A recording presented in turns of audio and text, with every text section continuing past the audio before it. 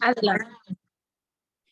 Bienvenidas a todos ustedes. Soy el doctor Restituyo, presidente del APSI, que es la Asociación Hispana de Profesionales de la Salud, incorporada en New York. En el día de hoy, con nuestro invitado, perdón que no fue la imagen, con el tema de craneosinostosis sindrómica o compleja, ¿verdad? La experiencia de nuestro invitado, que es el doctor Miguel Rogelio Jerónimo Alcántara. Hoy es miércoles 24 de agosto del año 2022. Nuestro programa representa TVACI, de la Asociación Hispana de Profesionales de la Salud, que se emite desde Estados Unidos, New Jersey, New York y Virginia, con el apoyo del doctor Williams y un grupo de colaboradores. Les recordamos a nuestro invitado en el día de hoy, al igual que el doctor Rodney Díaz y lo demás, los que no conocían de este programa, de esta asociación, que cada conferencia es grabada, se transmite en vivo, se pasa a YouTube, y lo invitamos a que se suscriba a este canal para aumentar la visibilidad y poder compartir con sus estudiantes, sus colegas. Ya estamos llegando a los 1000 suscriptores. En el día de hoy tenemos ya 922 suscriptores, que dice que solamente falta usted para suscribirse escribiendo ASI TV o TV ASI o buscando el nombre del doctor en el día de hoy, que va a estar publicado mañana en YouTube. Pueden levantar su mano, pueden enviarnos sus preguntas por el chat. Aquí está nuestro consejo directivo y fundadores, el doctor Elizabeth Guzmán. Siempre le recordamos que nos ayudó y fundó esta institución hace 33 años con el apoyo del doctor Bautista y un grupo más de jóvenes que colaboramos desde esa época para acá, incluyendo la doctora Francis Robles, que hoy ejerce en la Florida como gastroenteróloga. Estuvo ahí en esta asociación y llegó a ser presidenta de nosotros. Estos programas de esta conferencia se emiten cada miércoles a las 8 de la noche y también los sábados a las 5 de la tarde. Cuenta con el apoyo del doctor Williams, Elba Rosa, Kenia, la doctora Kenia Félix, la doctora Carmen, el doctor Ruiz y la doctora Hermosén y la doctora Raiza, con el Hospital de la Fuerza Aérea, el Hospital Central, con el Hospital de Santiago, los profesionales de Santiago. Usted puede convertirse en miembro de esta institución con una historia de 33 años, con su copia de título o una foto digital. Puede usar el WhatsApp para enviarnos la foto y solamente el pago de $100 cada año, por el año completo. No es como el colegio médico que cada mes le hacen un descuento. Nosotros es un solo pago de $100 y con esto va a disfrutar de un ID, una identificación, un certificado de membresía y muchos servicios más que ofrece esta institución. Nuestros invitados no reportan conflicto de intereses. Siempre les recordamos que esta asociación auspicia certificaciones cortas, cursos cortos que le permiten obtener empleo a las enfermeras, a los médicos, dentistas, bioanalistas, como certificado de asistente médico o también como ayudante de dentista, terapia física. Están invitados a suscribirse. Le agradecemos a la doctora Moreta, que ya está confirmada como conferencista y profesora de estos cursos. Vamos a tener tres eventos en los próximos, el domingo, una gran feria de la salud, el 28 de agosto, desde las 10 de la mañana en Queens, en la 114-08 Jamaica, Queens. Si usted no se ha registrado, piensa participar, puede registrarse con nosotros. Eso va a ser el domingo, este domingo 28. Y el sábado 3 también vamos a estar en Nueva York, en la calle 110, 107 y 108 y Amsterdam, en Manhattan. Y en New Jersey vamos a estar en septiembre 10 en una gran feria en Rowell. Así que tenemos bastantes actividades con la feria de verano y están invitados a registrarse. Ahí está el link, eso lo pueden compartir, lo pueden ver de cómo participar.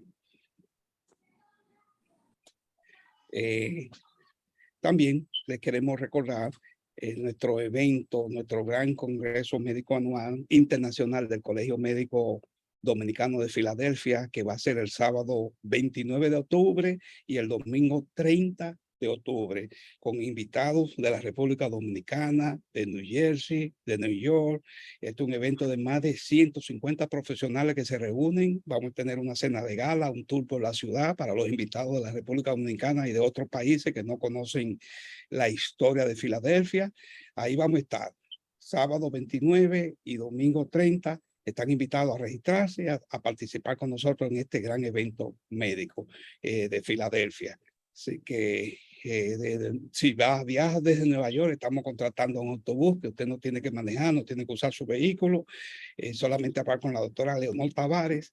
Ese teléfono que está ahí, registrarse, hacer un pequeño pago que no es mucho dinero y alojarse en el hotel una noche y compartir con los invitados internacionales. El presidente del Colegio Médico está confirmado, el doctor Senencaba, el doctor Ruiz y un sinnúmero, el doctor Tito Suero va a ser uno de los exponentes nuestros, gran colaborador y fundador de muchos programas del Hospital Darío Contreras. Es uno de nuestros invitados. Va a tener una conferencia magistral sobre la medicina dominicana en 131 años de historia. Así que ahí vamos a estar. Agradecemos a todos ustedes su participación en el día de hoy. Doy paso a la doctora Kenia Félix para presentar nuestro invitado de esta noche. Doctora Kenia. Sí, muy buenas noches. Muchas gracias, doctor. Gracias a usted. Sí, muchas gracias. Otra vez, como cada miércoles, con todos ustedes, el público de ATSI, para en este día poder presentar a un gran profesional. Él es el doctor Miguel Rogelio Jerónimo Alcántara. Él es graduado de doctor en medicina en la Universidad Autónoma de Santo Domingo, con una especialidad en cirugía general en su primer año en el Centro Médico de la Universidad Central del Este. También realizó especialidad en neurocirugía general en el Hospital de la Timones, servicio del profesor Dufort en la Universidad de Mediterránea Axis Marcel II en Francia. También ahí mismo realizó su formación en especialidad en neurocirugía pediátrica. Es profesor de neuroanatomía de la Universidad Autónoma de Santo Domingo. El doctor Jerónimo también ha publicado más de 15 artículos científicos relacionados a su especialidad en malformaciones congénitas cráneoencefálicas.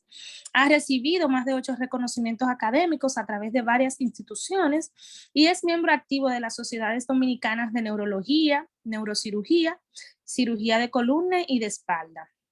Y también es miembro de la Sociedad Latinoamericana de Neurocirugía Pediátrica. En la conferencia de hoy, él abordará los tipos de malformaciones congénitas en los cuales se especializa. El tema que va a tratar es incidencia de craneocitosis sindrómico complejas. Y es un tema creo que bastante importante porque esto se da a nivel intrauterino. Y es importante conocer los síntomas que pueda tener un infante y es un tema verdaderamente interesante. Así que vamos a darle paso al doctor para que nos ilustre con tan maravilloso tema. Adelante, doctor.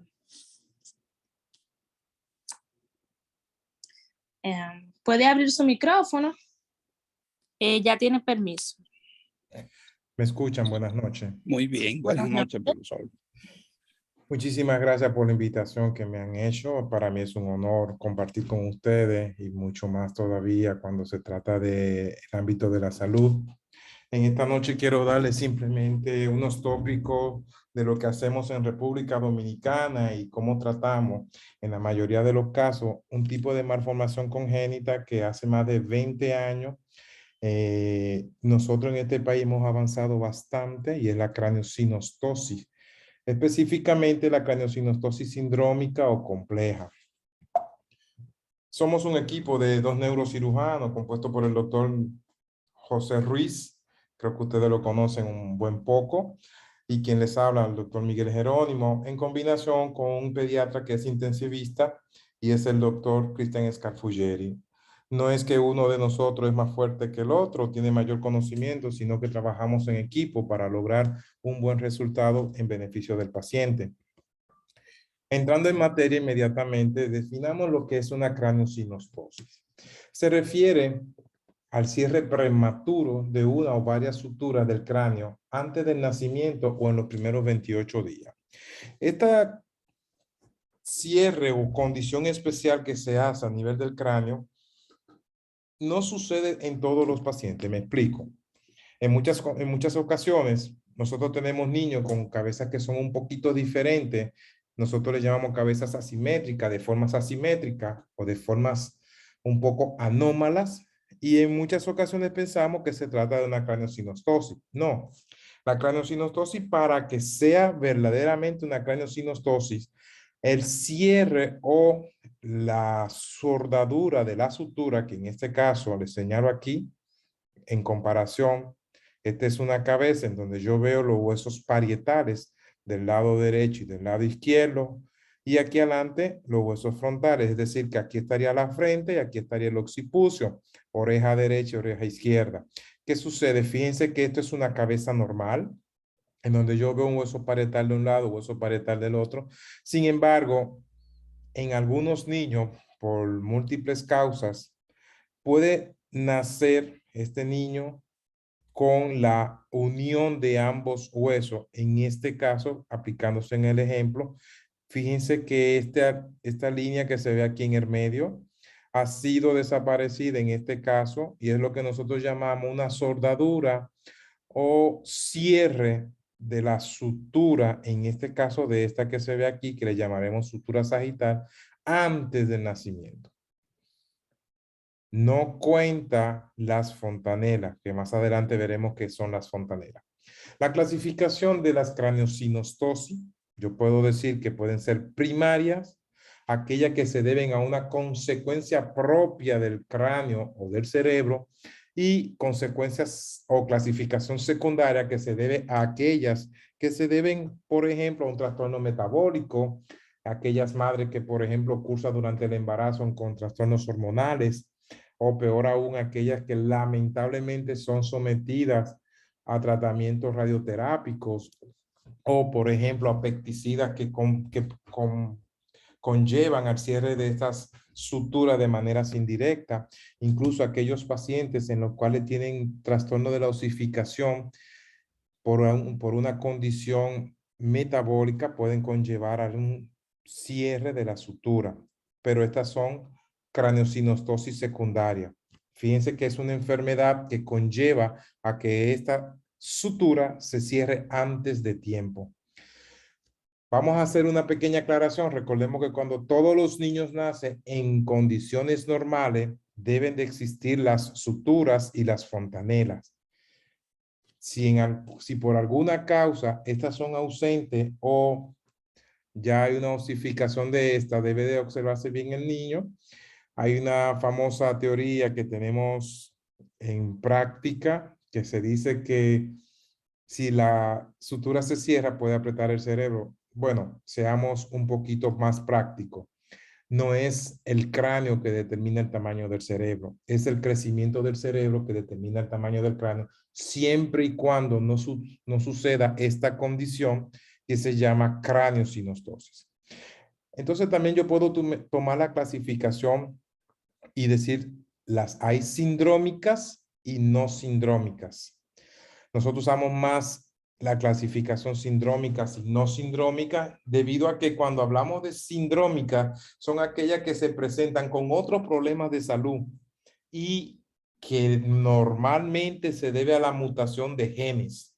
Sin embargo, no son las más frecuentes. Mientras tanto que las no sindrómicas son aquellas que son más frecuentes y son exclusivamente daños directamente al hueso del cráneo. ¿Qué pasa cuando hay una craneosinostosis? Lo primero es que hay un daño estético. Estos pacientes normalmente tienen una anomalía de la forma de su cráneo.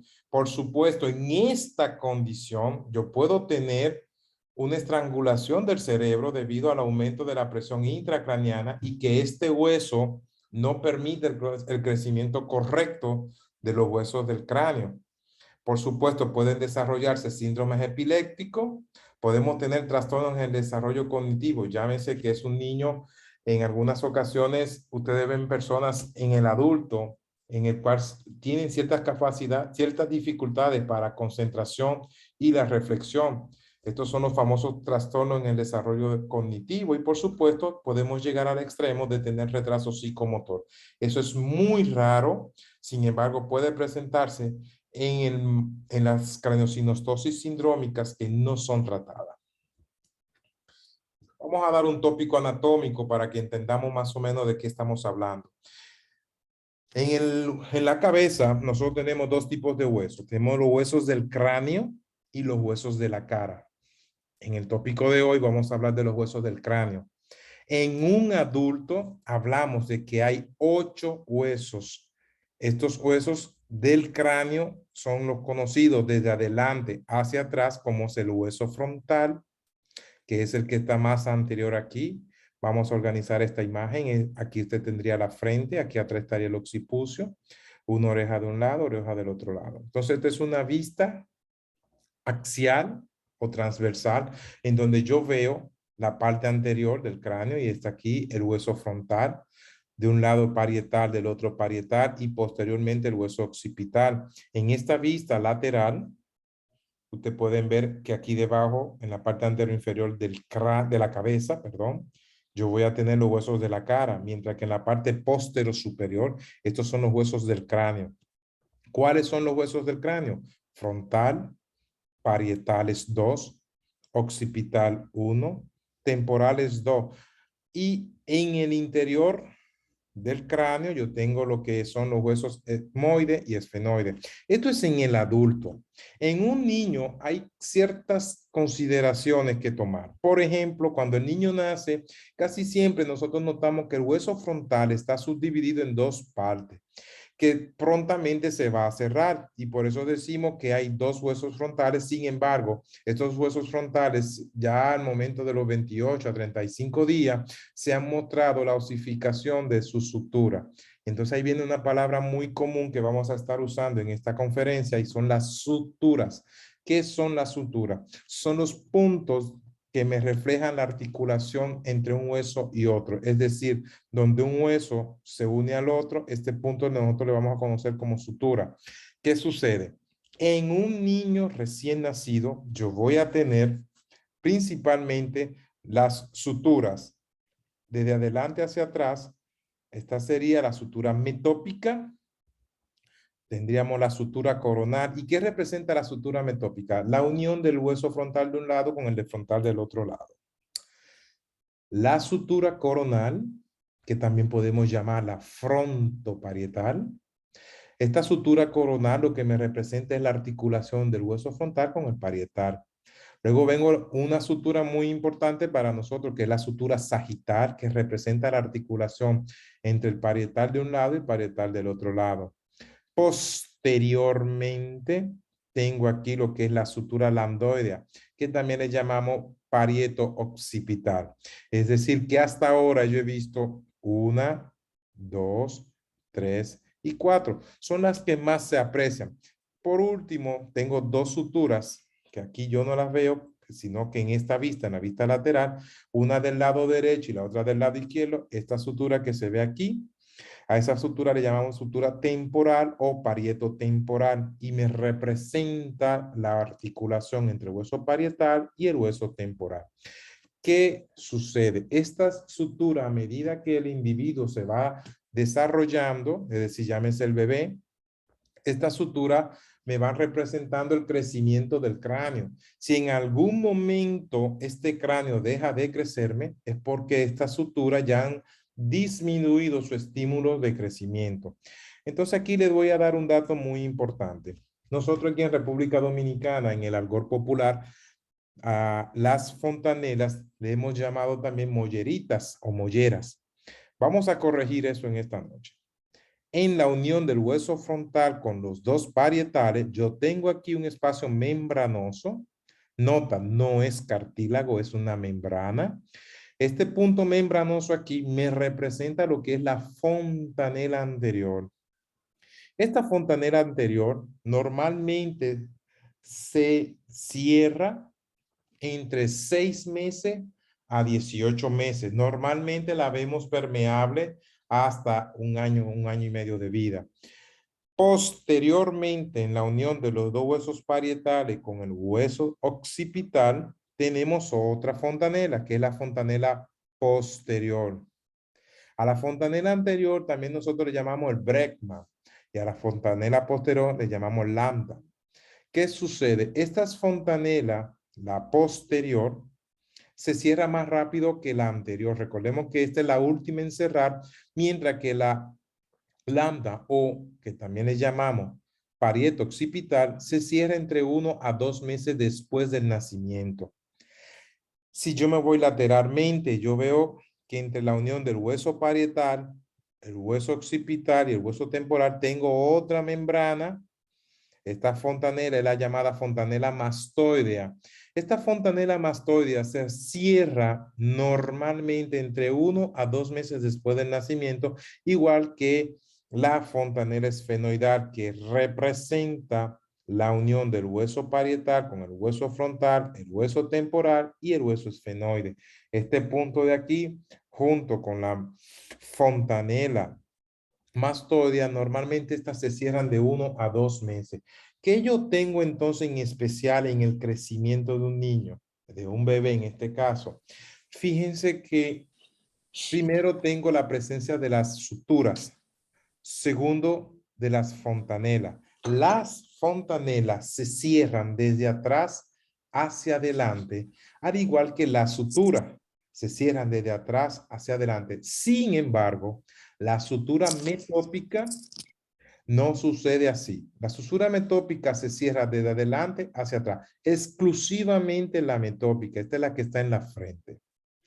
Ya conociendo estas características del cráneo de un bebé, yo puedo decir entonces que la sutura me permite el crecimiento del cráneo. Pero ¿qué sucede si este cráneo deja de crecer? El problema no es del cráneo, salvo que tenga una craneosinostosis. El problema puede venir de la estimulación que debe recibir desde el interior de este cráneo, llámese directamente desde la dura madre o un factor estimulador que se encuentra a nivel cerebral. ¿Qué sucede con todo esto? Hay muchas prácticas, me imagino que esto no es exclusivo de la República Dominicana, en donde muchos pediatras lamentablemente están midiendo el perímetro craneal de los bebés y, por ejemplo, se dan cuenta que el perímetro craneal comienza a tener una disminución de aceleración. Pues yo les voy a dar un dato. En los primeros 6 meses de vida, el cerebro de un bebé se duplica en tamaño. ¿Qué significa? Que la cabeza de un bebé en los primeros 6 meses de vida puede crecer de 1 a 2 centímetros en su perímetro craneal y es lo que todos esperamos.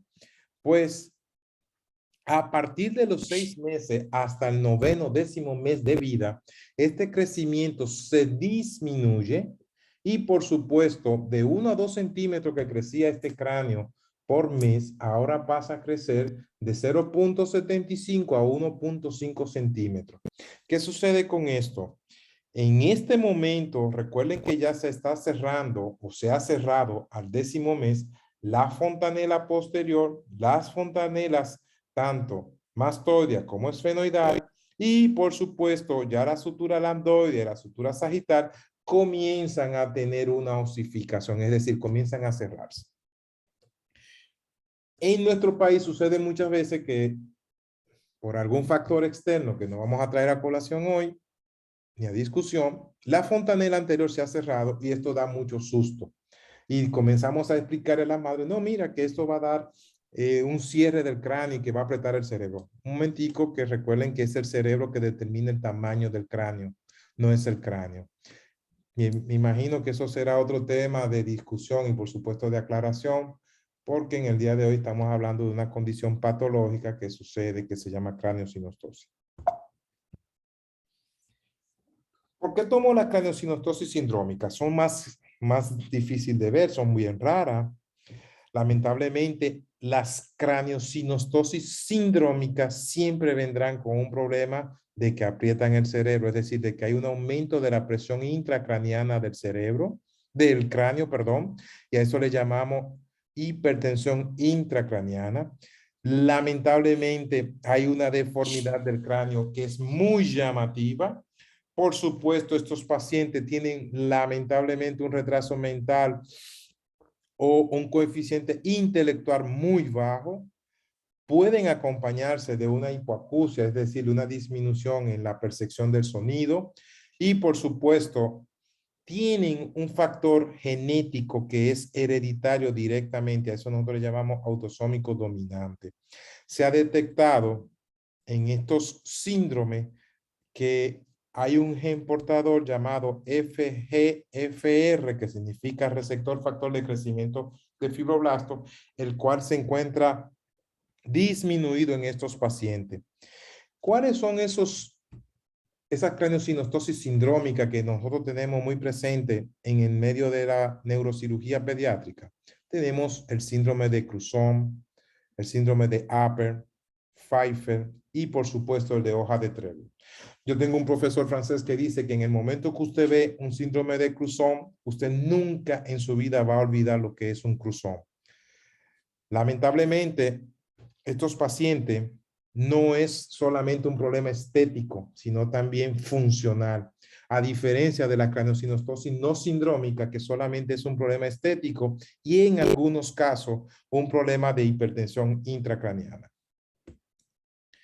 ¿Cuál es el objetivo al observar un paciente con una craneosinostosis sindrómica? Primero, mejorar la calidad de vida. Por supuesto, con la disminución de la presión intracraneana. Segundo, por supuesto, tratar de disminuir los rasgos o los factores que pudiesen llevar a un retraso neurológico y contribuir en el tratamiento de los desórdenes convulsivos que pudiesen presentar. La mayoría de las craneosinostosis sindrómica se acompañan con trastornos epilépticos y por supuesto pueden tener otras enfermedades sobreañadidas en el mismo sistema nervioso central. Llámese una hidrocefalia o incluso quistes cerebrales. En esta ocasión yo le quiero hablar brevemente de lo que es el síndrome de Pfeiffer. El síndrome de Pfeiffer es una de las craneosinostosis sindrómicas más presentes en nuestro medio. Se trata de una braquicefalia con estenosis de suturas coronar y sagital. Y estos pacientes también tienen una deformidad tanto a nivel facial, a nivel de la cara, como también en las cavidades orbitarias.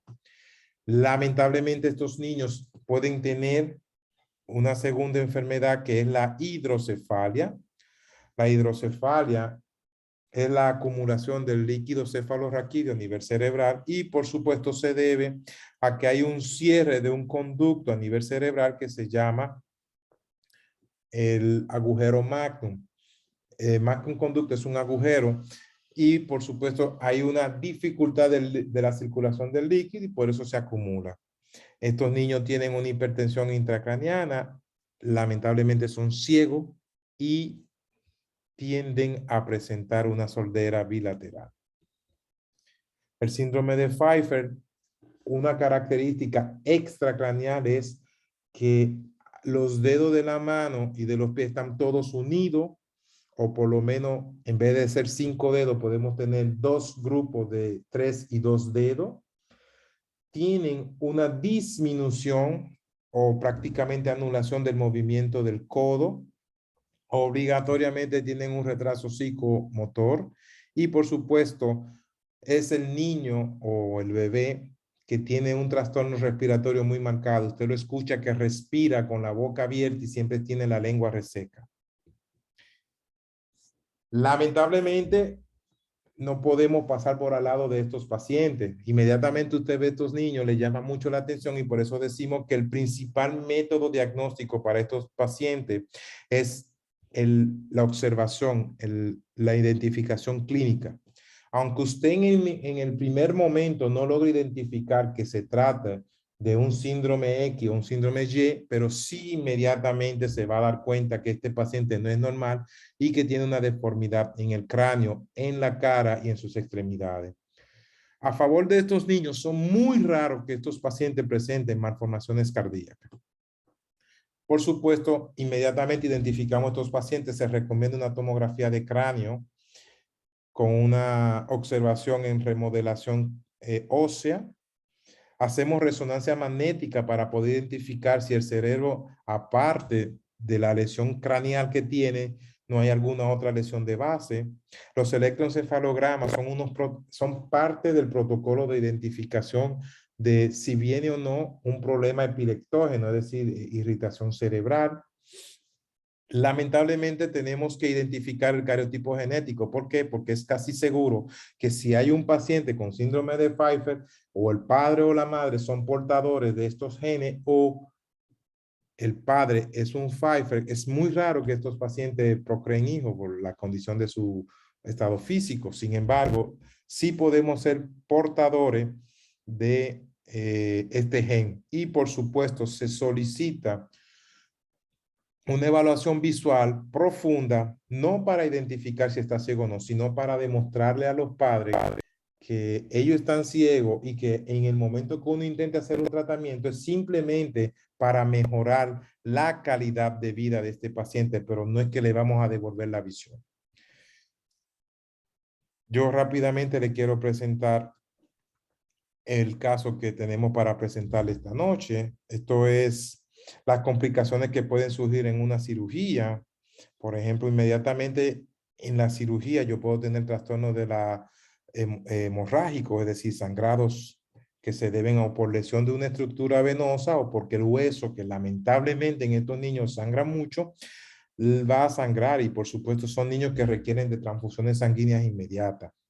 Puedo tener daño en la dura madre, puedo tener golpes directos en el cerebro, como son los resultados que nos dan de contusiones cerebrales, y por supuesto, tratando de acomodar este cráneo para este cerebro que está bien apretado, yo puedo tener lesión de los nervios ópticos.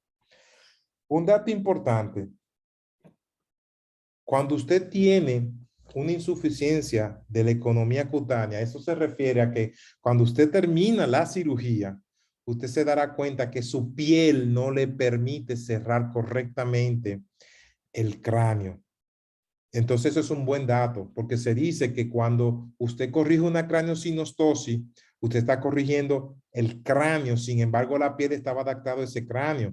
Y cuando usted intenta hacer la remodelación, que la logra al final para cerrar este cráneo que está abierto, para cerrar la piel, usted se dará cuenta que la piel le es muy difícil de cerrar. Yo puedo tener complicaciones tardías, que son como por ejemplo la anemia que se registra por el sangrado, puedo tener convulsiones, puedo tener infecciones, por daños de la dura madre puedo tener fístula de líquido cefalorraquídeo, puedo desarrollar un hematoma entre el hueso remodelado y por supuesto la dura madre, eso le llamamos hematoma extradurales. Puedo desarrollar hematomas por debajo de la dura madre, puedo tener apertura de esta cicatriz cutánea que yo acabo de cerrar, y por supuesto son casos con alto índice de mortalidad. Este es el caso que les vamos a presentar. Fíjense que esta es una bebecita en este momento tenía 1 año de edad, ella fue operada en el 2017. Estos son los globos oculares. Fíjense que tiene la boca abierta. Ella no estaba llorando, ella estaba respirando. Por supuesto, fíjense que los labios, la mucosa está bien reseca, y estos globos oculares, a pesar de que están ahí, no están funcionando. Miren la cabeza, qué forma tiene. Le voy a mostrar otra foto. Esto es de lado. Miren que aquí tiene la cabeza como una especie de un unicornio, un gran cuerno en la porción frontal. Miren los globos oculares como no caben en la cavidad orbitaria. Lamentablemente estos globos oculares tenían unas úlceras que posteriormente a esta cirugía fueron extirpadas y se le pusieron 2 prótesis. Para esta niña comer era algo especial.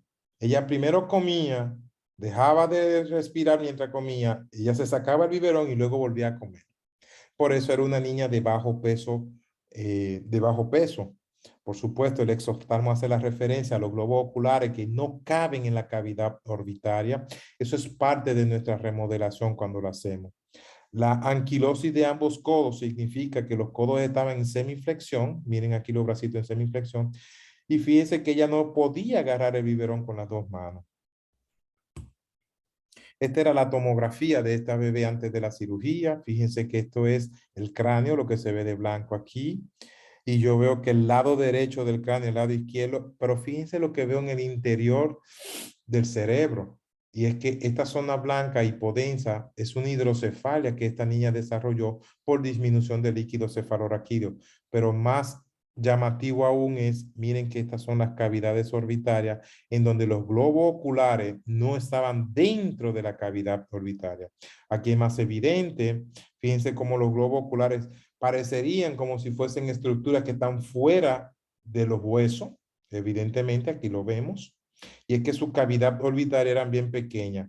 Esta es una vista lateral o sagital y fíjense la gran hidrocefalia que tenía esta niña. ¿Qué fue lo que hicimos primero? Le colocamos una válvula para disminuir la presión dentro del cerebro. Es decir, una válvula es un dispositivo en el cual se introduce un catéter dentro del cerebro para que drene líquido desde el interior del cerebro hasta otra cavidad. En el caso nuestro, colocamos una válvula que va desde el interior del cerebro, desde la zona ventricular, a el abdomen, específicamente a la cavidad peritoneal. Y esta me sacaba líquido desde los ventrículos al peritoneo. Luego procedemos a corregir lo que es la craniosinostosis. Esta es la piel de la bebé.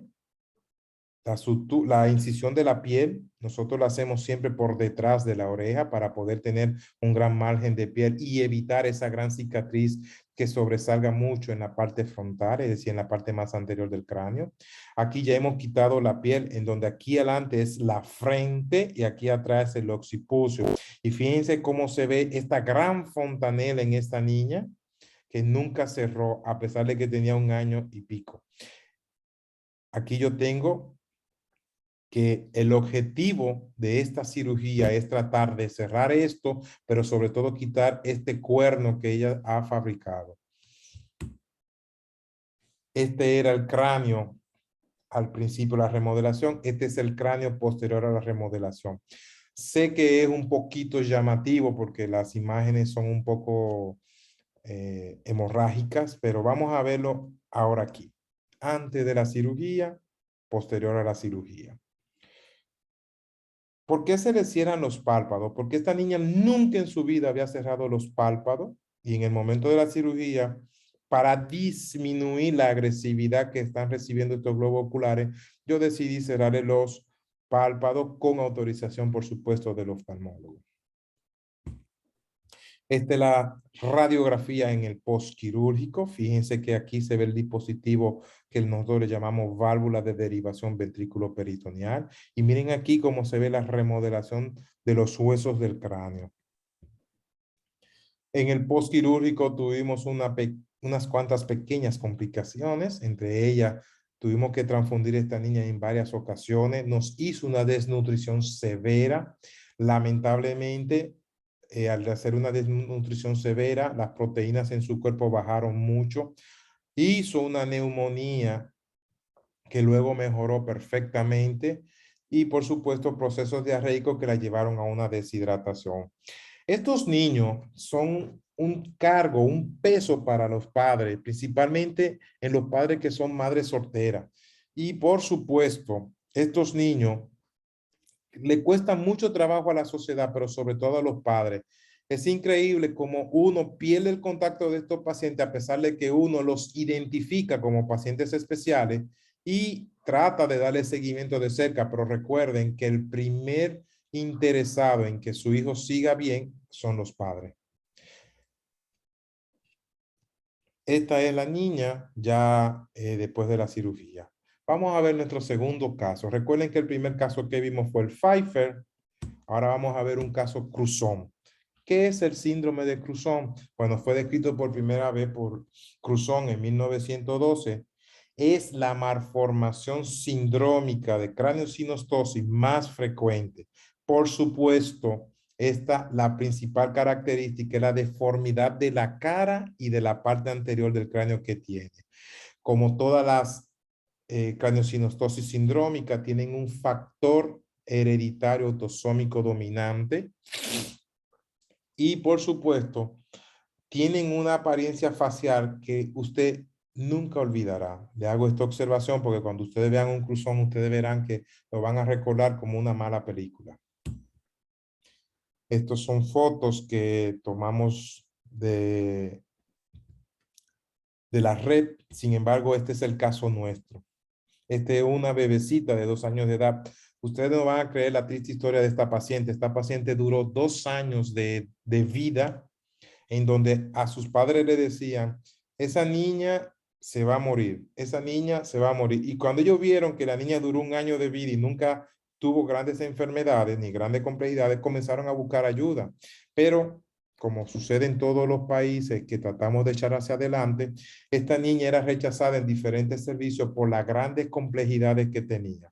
La recibimos, por supuesto, a los 2 años de vida. Viene de una zona rural de nuestro país, de una zona que le llaman la Cueva de Cebico de Cotuí, eso es en la región norte o Cibao de nuestro país. Ella Central. Central. Corresponde. Es en la montaña, cerca, entre el Cibao y San Grande de Goyá y la provincia de Monteplata, por ahí. Okay. Nosotros vimos en esta niña que tenía una gran dificultad respiratoria. Ella nunca ha respirado por la nariz, toda su respiración era por la boca, igual que el caso precedente, era ciega y sorda, característica muy específica de la craniosynostosis sindrómica. Al momento de la cirugía, fíjense que este es el cráneo, igual que el precedente que vimos, un gran cuerno en la región frontal. Esto, si usted lo ve de frente, aquí abajo estarían los ojos, el ojo derecho, el ojo izquierdo estarían aquí. Y miren aquí cómo se ve ese gran cuerno en la región frontal. Esto es de lado, en donde ya comenzábamos a hacer nuestra remodelación craneal. Aquí estaría la frente, aquí atrás estaría el occipucio. Y por supuesto, miren el gran cuerno óseo que tiene esta niña. Decidimos hacer una remodelación y por supuesto, este es en el plan quirúrgico. Dato importante, se hace una recomendación de operar lo más rápido posible a estos niños, pero recuérdense que uno los recibe ya bien agotaditos los padres y por supuesto ya han intentado muchas que otras tratamientos médicos. Esta niña a mí me llegó a los 2 años. Para que entiendan lo que se hizo, ¿recuerdan este cráneo aquí con este cuerno? Pues miren ahora aquí, donde se ha retirado por completo, eso que ustedes ven ahí delante, es la frente que se ha remodelado. Aquí hay una órbita, aquí hay otra órbita y lo que tratamos de hacer fue un avance orbitario para recrear las cavidades orbitarias y que estos globos oculares puedan introducirse nuevamente en su lugar donde debieron de ir. Quitamos el cuerno de aquí y lo que hicimos fue que lo dividimos en 12 cuernos e hicimos un nuevo hueso frontal de un lado y un nuevo hueso frontal del otro lado y el resto de hueso que nos quedó lo pulverizamos e hicimos lo que nosotros le llamamos un polvo de hueso. De lado, para que entiendan esta imagen, aquí estaría la frente, aquí atrás la región occipital, parieto occipital. Estas que ustedes ven ahí son mini placas que yo utilicé para recrear las cavidades orbitarias. Es decir, aquí hay una órbita y del otro lado hay otra órbita. Se hace así para poder darle forma a la cavidad orbitaria. ¿Por qué en esta niña yo usé mini placas que son estos pequeños puentes metálicos y en el caso pasado no lo usé? Porque recuerden que esta niña tiene 2 años de edad y que la remodelación es más difícil. Esta niña se operó en enero de este año. Al final, miren cómo se ve. Ya no existe el gran cuerno que está aquí. Ya los globos oculares, no tuve la necesidad de suturarlo porque entraron en su cavidad orbitaria. Sin embargo, miren algo que yo hice que antes no hacía. La incisión la hice en lo más anterior posible. ¿Por qué? Porque temía a que haciendo una incisión muy posterior, yo no lograse hacer una buena remodelación de las órbitas. En el caso anterior, yo no tenía tanto interés de remodelar las órbitas porque sabía que los globos oculares iban a ser extirpados. En esta niña, logramos guardar los globos oculares. En conclusión, ¿por qué hablamos de craniosynostosis sindrómica? Porque a pesar de que sean poco frecuentes, existen. Y lamentablemente, quizás en países desarrollados hay grandes programas en el cual las madres tienen derecho a los abortos, mientras que en los países en vía de desarrollo no hay una legislación que apoye el aborto. Estos niños cuando nacen, los padres tienen cierto apego a esto y por supuesto es de nuestro deber darle apoyo a estos padres y por supuesto tratar de resolver estos problemas. El paciente, cuando uno lo tiene, uno no persigue que estos sean niños normales o niños que sean iguales que los demás. Lo que uno persigue es darle un poquito de confort, una calidad de vida más aceptable. Lamentablemente, estos niños tienen una gran característica y es que como no logran respirar correctamente, utilizan la boca para respirar y alimentarse. Y por supuesto, esto conlleva a desnutrición, que esto nos lleva a nosotros a tener un trastorno en la recuperación de los pacientes. A todos los casos que se le presente con hidrocefalia añadida, lo primero que se hace es tratar la hidrocefalia y estos son casos socioeconómicos que tocan mucho a los familiares y que ustedes pueden notar que pueden desbancar fácilmente a cualquier familia. Mis recomendaciones son simples. Vamos a proponer cirugía lo más rápido posible. No podemos hacer cirugías milagrosas en estos niños, ni sobre todo prometerle a los padres que podemos hacer endoscopías cerebrales para mejorar a estos niños. Lo más recomendable son las válvulas. Siempre, siempre hay que considerar la remodelación, principalmente de la parte anterior del cráneo y posteriormente tratar de corregir la cara. Estos niños terminan siempre con cirugía de vías aéreas, con cirugías que tienen que remodelarle las fosas nasales para que puedan respirar mejor. Los chequeos prenatales son importantísimos y deberíamos de exigir mucho que estos pediatras que chequean estos niños puedan darnos apoyo. ¿Para qué? Para que estos niños lleguen más rápido a la consulta y tengan un mejor resultado al final de una cirugía. Es importante el apoyo psicoterapéutico que debemos de darle a estos familiares. ¿Por qué? Porque en el momento en que usted tiene una carga como esta y sabe que se tienen que enfrentar a 3 o 4 cirugías, lamentablemente no es un problema económico, sino pensar que su hijo va a ir a quirófano cada cierto tiempo para tratar de darle calidad de vida. Porque a todo esto recuerden que el retraso psicomotor es imposible de quitar.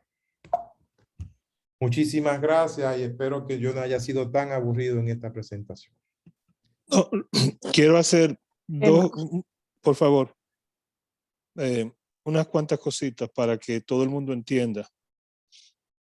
La idea de que mientras más rápido se reconozcan esos casos, más rápido se operan y mejores serán los resultados, no quiere decir de ninguna manera que la condición genética va a mejorar con la cirugía temprana.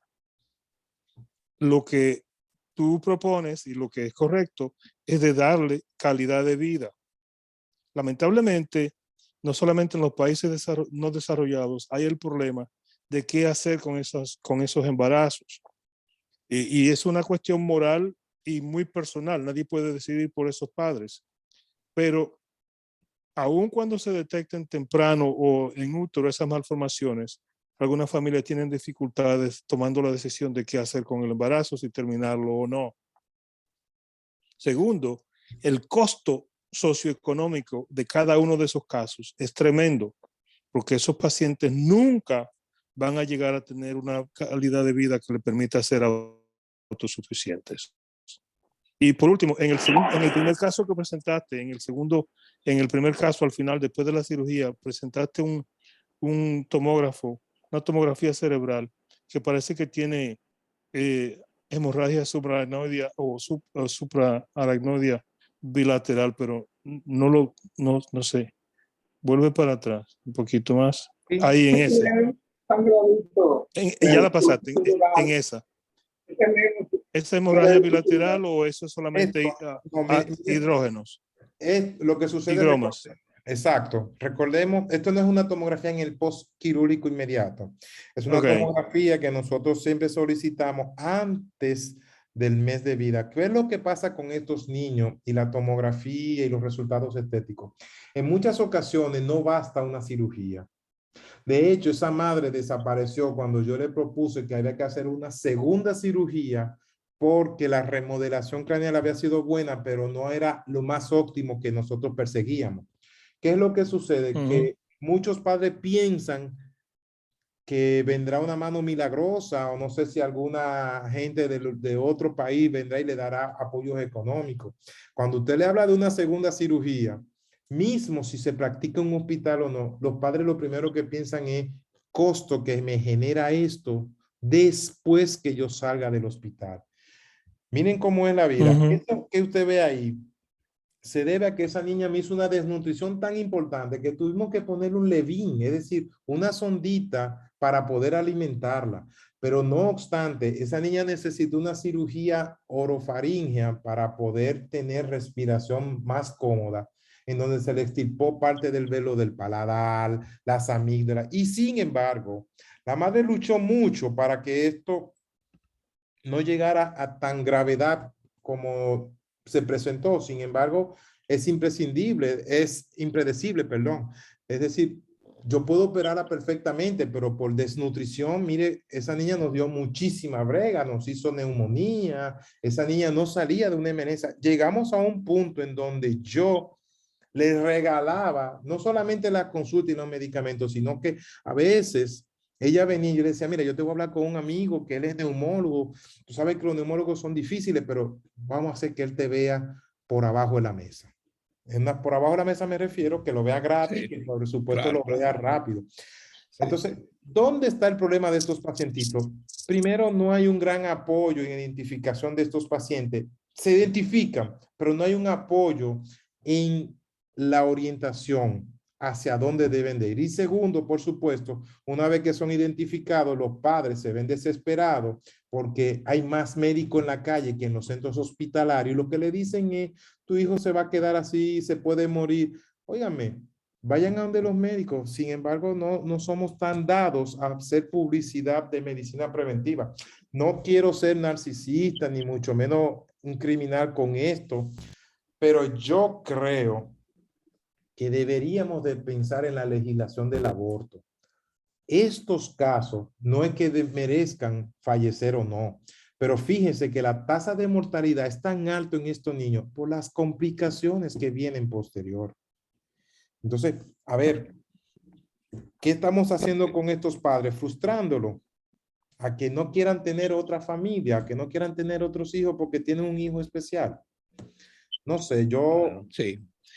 no Doctor soy Jerónimo, capaz de hablar de eso. tenemos en la línea también varios neurocirujanos pediátricos. Entre ellos está la doctora René Taveras, que ha estado con nosotros anteriormente. Ella es de Santiago, el área norte de la República Dominicana. Doctora Taveras, si quiere abrir su micrófono, hacer algún comentario o compartir alguna experiencia con esta brillante conferencia del doctor Miguel Jerónimo. René. Hello. Sí. Al doctor Ramírez. Sí, un segundito, Ramírez. Déjame ver que la doctora René va a abrir su micrófono. Ok. Sí. ¿Sí me ¿puede abrir? escuchan? Sí, adelante, doctora Hola. Taveras. Sí. Hola, un gusto presenciar el trabajo que está presentando el doctor Jerónimo. Como comentaba en el chat, les decía que, y es lo mismo que comentaban los doctores, que es una pena que estos pacientes se hayan diagnosticado tan tarde, con unas lesiones tan avanzadas. Creo que tenemos que trabajar más con la parte de la sociedad de pediatría. Nosotros aquí en el Cibao lo hemos estado haciendo y afortunadamente ya pues la mayoría de las craniosynostosis la estamos operando antes de los 6 meses. Se está haciendo un buen diagnóstico temprano y creo que solamente uno sobrepasó los 2 años de lo que hemos hecho en los últimos 7 años. Y que contrario bueno, a lo que muchas veces se dice, que ya a esa edad la remodelación la consideran más que nada estética, En este caso no. Realmente el paciente tenía una hipertensión intracraneana bien severa con un cráneo lacunar. Esto quiere decir que se adelgaza mucho los huesos del cráneo y hasta se forman espículas que se introducen hacia el cerebro. Entonces, y la mejoría clínica y la mejoría neurológica y funcional fue muy importante. Y es lo que vemos, bueno, en la mayoría de los pacientes. Pero lo que quería decir es que sí hemos estado trabajando en eso, en que cuando el pediatra, desde que tenga una sospecha y hasta en los mismos padres, acudan a nosotros o los pediatras nos refieren a los pacientes cuando tengan una duda o tengan una sospecha de una craniosynostosis, para nosotros terminar de hacer el diagnóstico y atenderlo lo más pronto posible, porque pues sí se puede evitar estas lesiones oculares. Por ejemplo, en estos casos no es que el síndrome venga con una ceguera de por sí, sino que ya la hipertensión intracraneana y la proptosis y la úlcera al no poder ni siquiera cerrar los párpados provoca la pérdida del globo ocular. Entonces, si estos pacientes los atendemos temprano, podemos evitar la lesión visual, la lesión auditiva, la lesión neurológica, disminuir un poco el grado de retraso. Entonces, creo que es a nivel preventivo más lo que nosotros deberíamos de trabajar con la parte de la especialidad de pediatría para que nos lo refiera más a tiempo. Sí, muchas gracias, doctora Taveras. También el doctor Carlos Ramírez en Boston quiere hacer una pregunta o comentario. Adelante, Carlos. Muchas gracias, doctor Restituyo. Aunque no estoy en Boston, estoy en Buenos Aires, Argentina. Está de vacaciones, sí, sí. Qué bien, adelante. Bueno, lo primero es que me excusa la doctora Taveras, pero acaba de contradecir completamente lo que ha planteado el neurocirujano. Usted me excusa, pero es todo lo contrario. Entonces, quería que se llegara a una homogeneidad de criterio de acuerdo a la literatura, ¿verdad? Porque no se puede ser estoico en medicina, porque es el único arte que existe que hace sufrir. Cuando usted le pone una inyección a un paciente, le duele, ¿verdad? Pero si se las pone con amor, con dedicación, le duele menos, pero como quiera le va a doler. Entonces, por favor, doctora, pero me excusa, ¿no? Porque ha habido una contradicción total de usted con lo que propone el neurocirujano. Yo creo que tiene que ponerse de acuerdo, por favor, y quiero, por favor, que no termine esto sin que esto se aclare. Una pregunta para el neurocirujano. Cuando este factor se descubre en uno de los padres, generalmente son los hombres, pero existen casos de que haya casos donde ambos padres sean portadores del gen. Y si esto fuera verdad, ¿qué le aconsejamos a estos padres? Señor, usted no puede engendrar, no puede tener hijos. Punto.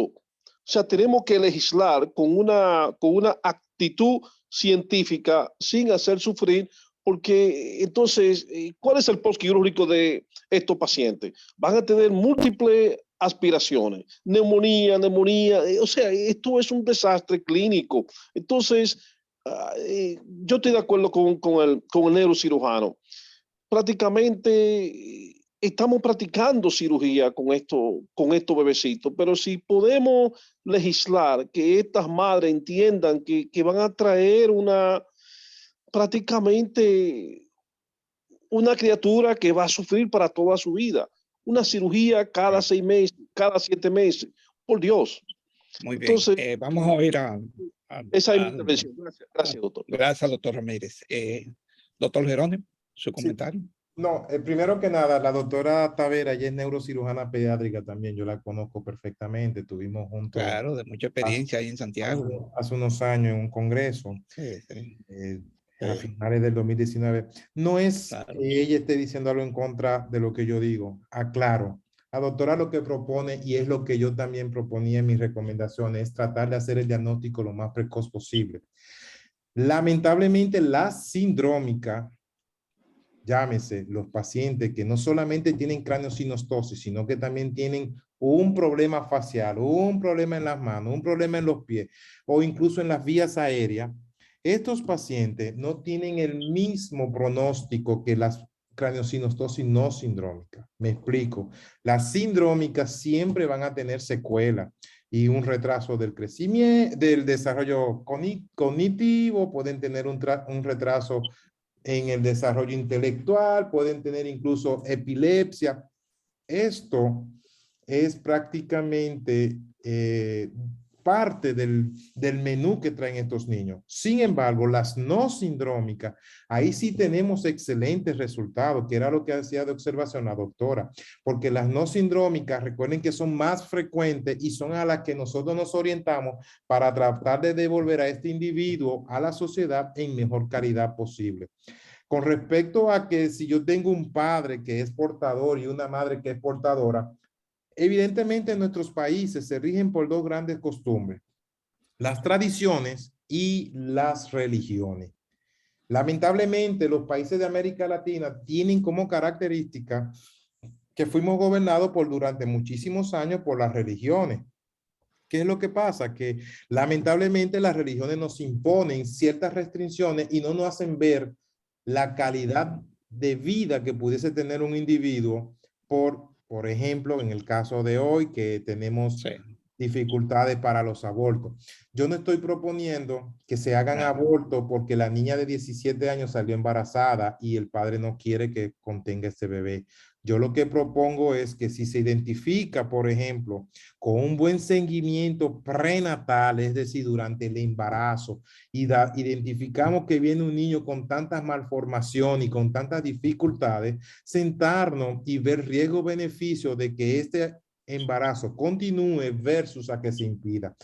Yo sé que eso está un poquito difícil porque uno no es el que está en la situación de decidir. Sin embargo, cuando usted le pregunta a esa madre, señora, y usted tiene los medios, no solamente económicos, sino emocionales para enfrentar este problema. Porque esto no es un problema que se va a acabar con la cirugía. Es un problema que va a persistir durante ese bebé exista. Exactamente. Entonces, yo creo que eso debería ser una reunión ya de alto nivel. Sí, claro, es otro análisis.